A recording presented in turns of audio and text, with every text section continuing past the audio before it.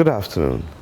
I'm quite amazed and a bit disappointed that some Barbadians and others across the region appear duped by the attempt by a few who have sought to create discord and confusion over the decision of Adtalem Global Education to locate one of its institutions, Ross University School of Medicine, to Barbados.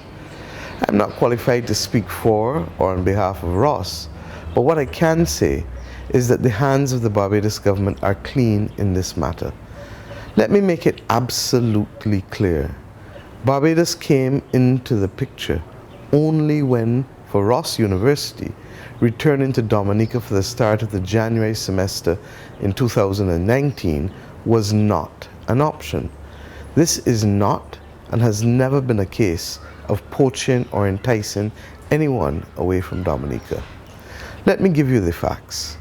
The government of Barbados was first approached on this matter on May 31st, 2018, within a week of forming the government. In our first conference call the following day on June 1st, I sought to have a number of matters clarified. My first response was to inquire of the state of recovery and rehabilitation in Dominica, and whether there was anything sister islands in the Caribbean, like Barbados, could do to fast-track the process of rehabilitation in Dominica.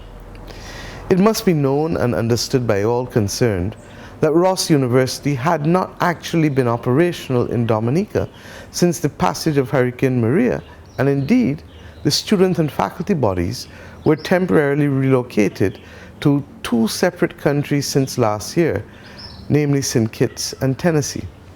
That situation will continue, I'm told, into the next semester. The question for Ross, therefore, was how soon could and would the situation be regularized to the extent of housing all students in the operation of the university, if not under one roof, surely on one island.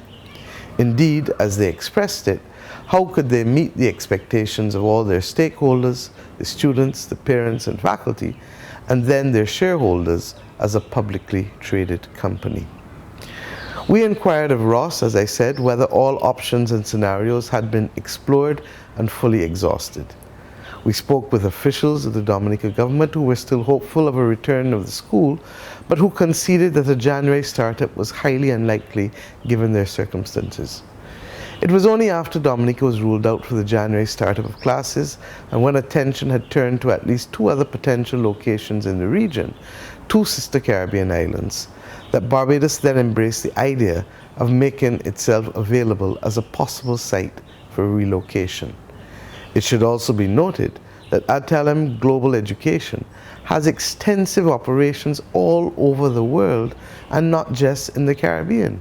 Hence, their choices have always been not just the Caribbean region. In all our discussions with Ross, it was stressed ad nauseum the impact the move would have on Dominica and the Dominican economy, and the clear need to mitigate this fallout.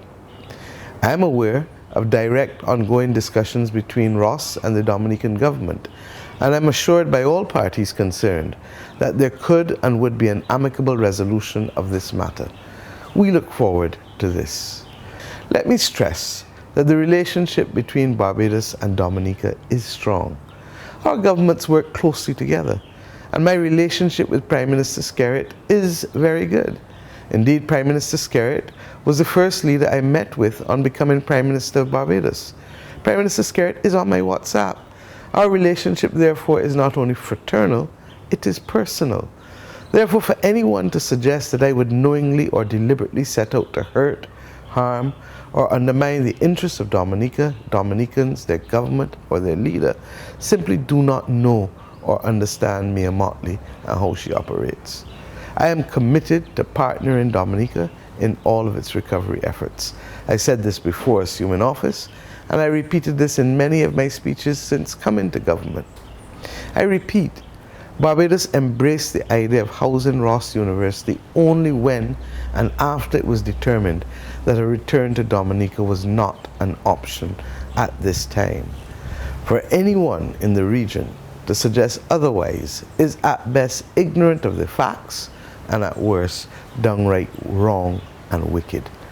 I am not at liberty to divulge the nature and focus of discussions currently taking place between Dominica and Ross, But I can say to all concerned that I have certainly made my views known on what can be done to ease the pain of the loss to Dominica of this enterprise. I believe also that over and beyond the issue of Ross and Dominica and Ross and Barbados, there is the bigger question of how we treat as a region to these mega entities and their interests in investing in our community.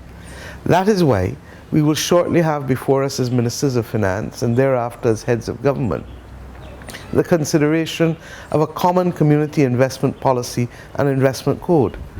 I firmly believe that we can achieve so much more if we cooperate as a region in these matters rather than competing in a race to the bottom. Barbados will remain committed to ensuring that we will continue to help our brothers and sisters in Dominica as we've done as a nation after each of the storms and hurricanes in recent years. We've made it clear that we will welcome with open arms any persons on faculty from Dominica and any students who come on scholarship to Ross from Dominica.